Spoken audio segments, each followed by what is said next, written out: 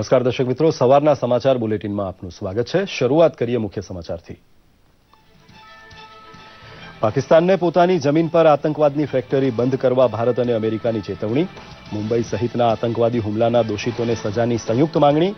White હાઉસમાં રાષ્ટ્રપતિ Trump સાથે પીએમ મોદીની ઐતિહાસિક મુલાકાત।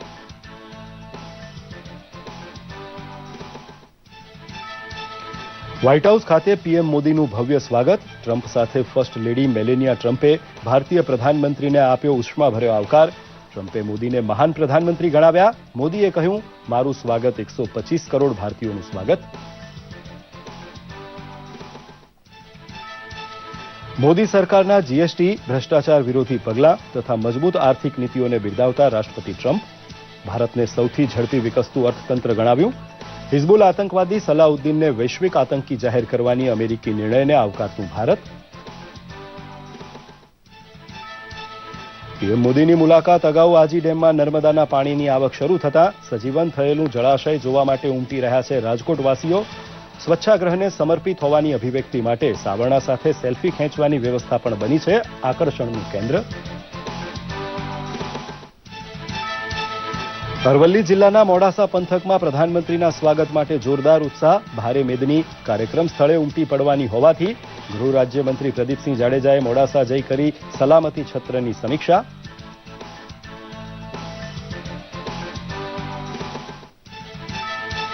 અને દક્ષિણ ગુજરાત બાદ હવે સમગ્ર સૌરાષ્ટ્રમાં વરસાદી માહોલ।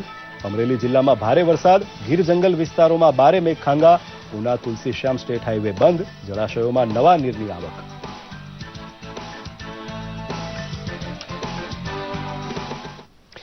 જોઈએ સમાચાર વિગતવાર। પ્રધાનમંત્રી નરેન્દ્ર મોદી અને અમેરિકી રાષ્ટ્રપતિ ડોનાલ્ડ ટ્રમ્પે આતંકવાદ અને આતંકવાદી છાવણીઓને સાથે મળીને ખતમ કરવાનો સંકલ્પ લીધો છે। અમેરિકાના પ્રવાસે ગયેલા પ્રધાનમંત્રી મોદીએ અમેરિકાને ભારતના મુખ્ય ભાગીદાર ગણાવીને કહ્યું છે કે ભારત અને અમેરિકા સાથે મળીને દુનિયા માટે ઘણું કરી શકે તેમ છે। પ્રધાનમંત્રી નરેન્દ્ર મોદીએ કહ્યું કે બંને દેશ આતંકવાદનો સામનો કરવા પરસ્પર સહયોગ કરશે તેમજ અફઘાનિસ્તાનમાં શાંતિ અને પરિસ્થિતિ સામાન્ય બનાવવા માટે બંને દેશ સહયોગ ચાલુ રાખશે।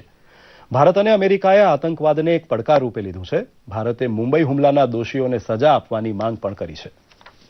केवल संभावनाओं के सहयोगी हैं, अपितु हम अपने सामने मौजूदा तथा आने वाली चुनौतियों से निपटने के लिए भी सहभागी हैं।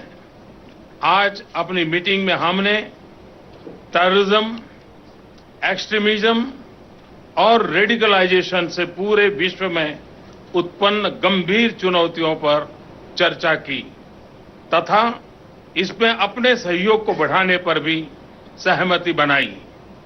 आतंकवाद से लड़ना और आतंकवादियों को सुरक्षित पनाहगाहों को समाप्त करना हमारी सहभागिता का एक महत्वपूर्ण भाग होगा।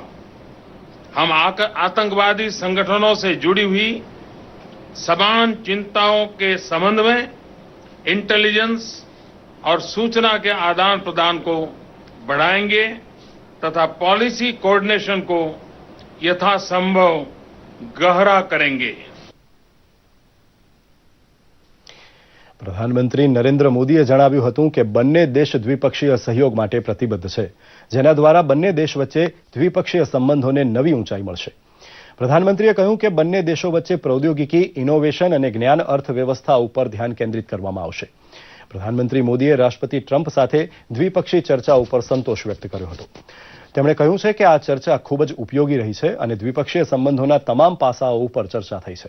ભારત અને અમેરિકા વચ્ચે વ્હાઇટ હાઉસના કેબિનેટ ખંડમાં પ્રતિનિધિ મંડળ સ્તરની વાતચીત થઈ હતી। આ ચર્ચા દરમિયાન પ્રધાનમંત્રીએ કહ્યું કે અમેરિકા જ્યાં દુનિયાનું સૌથી જૂનું લોકતંત્ર છે તો ભારત વિશ્વનું સૌથી મોટું લોકતંત્ર છે। અમેરિકાના રાષ્ટ્રપતિ ડોનાલ્ડ ટ્રમ્પે અમેરિકાના ઉપકરણો ખરીદવા માટે પ્રધાનમંત્રી નરેન્દ્ર મોદીનો આભાર વ્યક્ત કર્યો હતો। પ્રધાનમંત્રી પોતાના પ્રવાસ કાર્યક્રમ અનુસાર અમેરિકાના વ્હાઇટ હાઉસ પહોંચ્યા તો તેમનું ઉષ્માભર્યું સ્વાગત અમેરિકી રાષ્ટ્રપતિ ડોનાલ્ડ ટ્રમ્પે કર્યું હતું। ટ્રમ્પની સાથે તેમની પત્ની મેલેનિયા ટ્રમ્પ પણ આ સમયે ઉપસ્થિત રહ્યા હતા। બંને નેતાઓ વચ્ચેની આ મુલાકાત ઉષ્માભરી રહી હતી। આ ઐતિહાસિક મુલાકાત ઉપર સમગ્ર દુનિયાની નજર રહી હતી। બંને નેતાઓની આ પ્રથમ મુલાકાત હતી। બંને દેશો માટે આ ખૂબ જ મહત્વની મુલાકાત રહી હતી। પ્રધાનમંત્રી મોદીએ રાષ્ટ્રપતિ ટ્રમ્પનો પોતાના ભવ્ય સ્વાગત બદલ આભાર વ્યક્ત કર્યો હતો અને જણાવ્યું હતું કે આ 125 કરોડ ભારતીયોનું સ્વાગત છે. રાષ્ટ્રપતિ ટ્રમ્પે પણ પીએમ મોદીના વખાણ કરી તેમને એક મહાન પ્રધાનમંત્રી કહ્યા હતા. આ બેઠક બાદ રાષ્ટ્રપતિ ટ્રમ્પ અને તેમની પત્ની મેલેનિયાએ પીએમ મોદીને ભાવભીની વિદાય આપી હતી.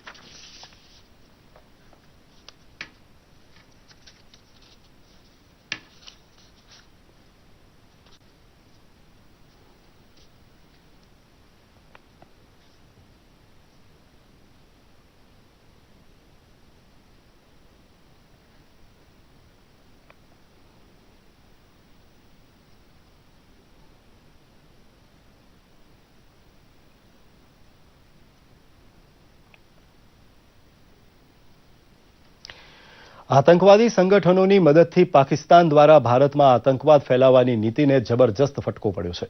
અમેરિકાના વિદેશ મંત્રાલયે આતંકવાદી સંગઠન હિઝબુલ મુજાહિદ્દીનના વડા સૈયદ સલાઉદ્દીનને વૈશ્વિક આતંકવાદી જાહેર કર્યો છે. અમેરિકી વિદેશ મંત્રાલયના નિવેદન અનુસાર આ જાહેરાત બાદ કોઈપણ અમેરિકી નાગરિકને સલાઉદ્દીન સાથે કોઈપણ પ્રકારના વ્યવહાર ઉપર પ્રતિબંધ રહેશે. આ સાથે જ અમેરિકી જાહેરાત અનુસાર સલાઉદ્દીનની તમામ સંપત્તિઓ જપ્ત કરવામાં આવશે. ભારતે આ નિર્ણયનું સ્વાગત કર્યું છે.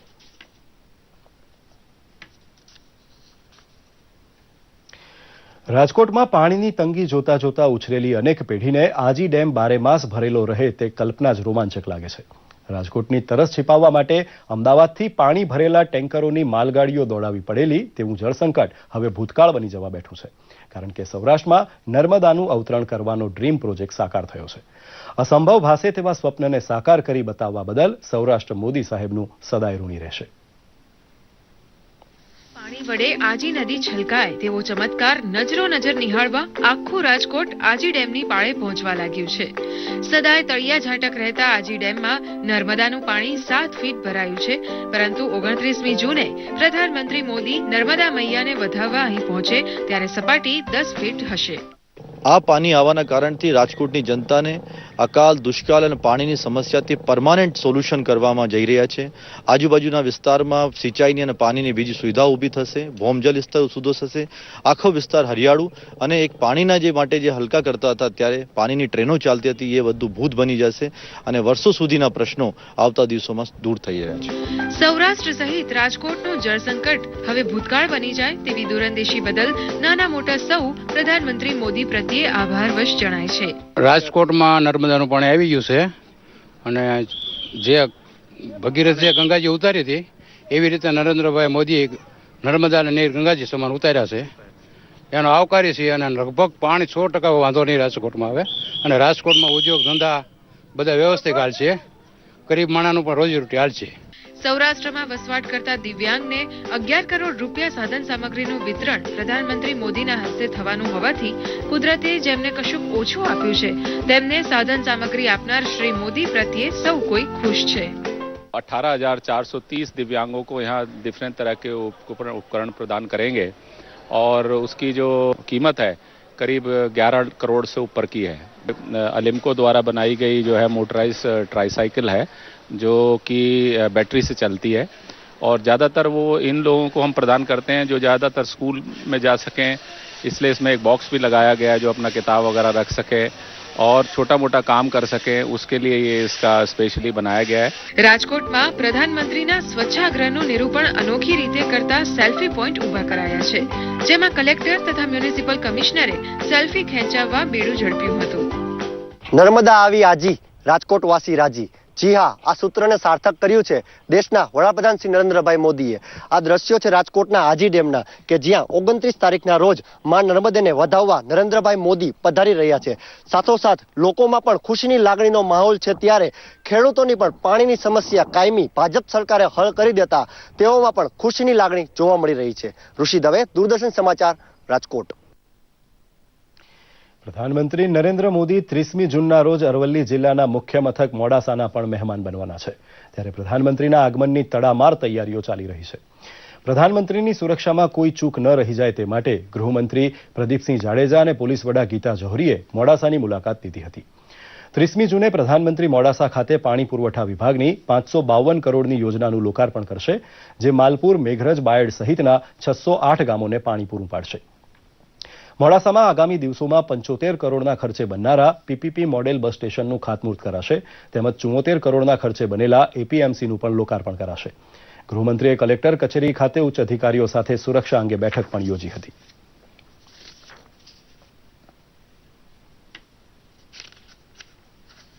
માનનીય શ્રી નરેન્દ્રભાઈ મોદી એ અરવલ્લી જિલ્લામાં 30મી તારીખે સવારે 10 વાગે અનેક લોકાર્પણ અને ખાતમુહૂર્તના લગભગ 750 કરોડ રૂપિયાના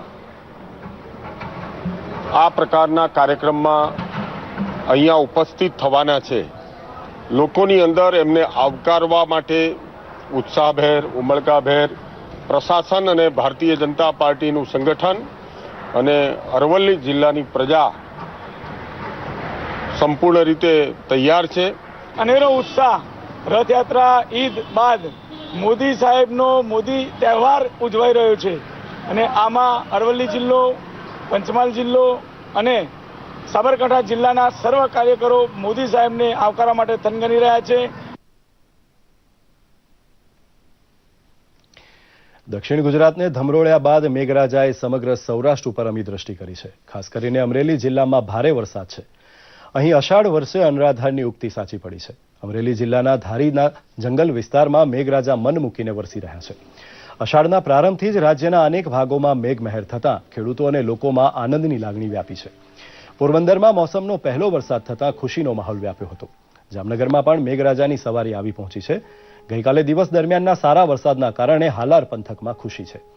જામનગર ઉપરાંત જામજોધપુર, જોડિયા, જામનગર શહેર અને ધ્રોલ વિસ્તારમાં વરસાદી પાણી ભરાઈ ગયા હતા અને કેટલીક જગ્યાએ વીજ પુરવઠો ખોરવાયો હતો. લાલપુરમાં વીજળી પડવાથી 4 પશુના મોત થયા છે. જામનગરના લાખોટા તળાવમાં નવા નીરની આવક શરૂ થઈ છે. ગીર સોમનાથ જિલ્લામાં પણ મેઘરાજાની ધમાકેદાર એન્ટ્રી થઈ છે.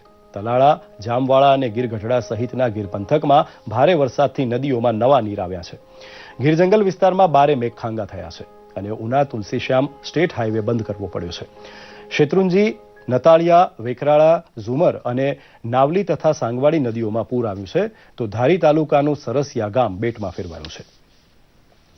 ભાજપ પ્રદેશ કાર્યાલય શ્રી કમલમ ખાતે આજે પ્રદેશ અધ્યક્ષ જીતુભાઈ વાઘાણીની અધ્યક્ષતામાં અને રાષ્ટ્રીય મહામંત્રી તેમજ પ્રદેશ પ્રભારી ભૂપેન્દ્રજી યાદવ અને અન્યોની ઉપસ્થિતિમાં દિવસ દરમિયાન વિવિધ 5 બેઠકો યોજાશે.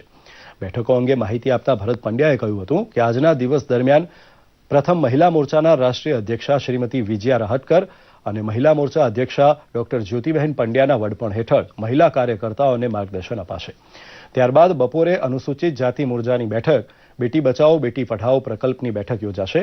સાંજે સંગઠન મંત્રી ભીખુભાઈ દલસાણિયા અને પ્રવક્તા ભરત પંડ્યાની ઉપસ્થિતિમાં કાર્યાલય આધુનિકીકરણ પ્રકલ્પની બેઠક યોજાશે.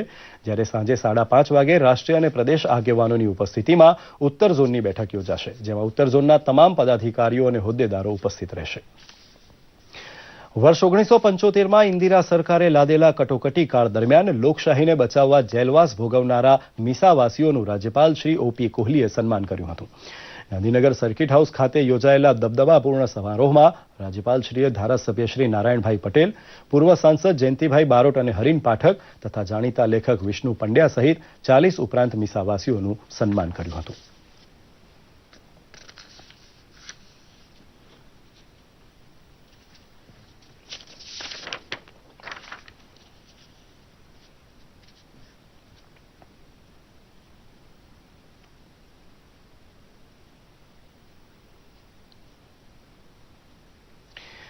BCCIની મુંબઈમાં ગઈકાલે એક બેઠક યોજાઈ હતી. આ બેઠકમાં મુખ્ય એજન્ડા એક રાજ્ય એક મત અને 5 સભ્યોની પસંદગી સમિતિની બહાલી રહી હતી. સમિતિની બહાલી ઉપર BCCI તરફથી નિવેદન આપવામાં આવ્યું હતું કે આગામી દિવસોમાં આ મુદ્દે મહત્વના નિર્ણયો લેવાશે. ICCમાં ભારતના રમવાના મુદ્દે BCCIએ કહ્યું કે તે એ વાત ઉપર નિર્ભર કરે છે કે તે સમય દરમિયાન ભારતનો કોઈ ટુર્નામેન્ટનો પ્રવાસ છે કે નહીં. તો આ સાથે જ આ સમાચાર બુલેટિન અહીં સમાપ્ત કરીએ છીએ. નમસ્કાર.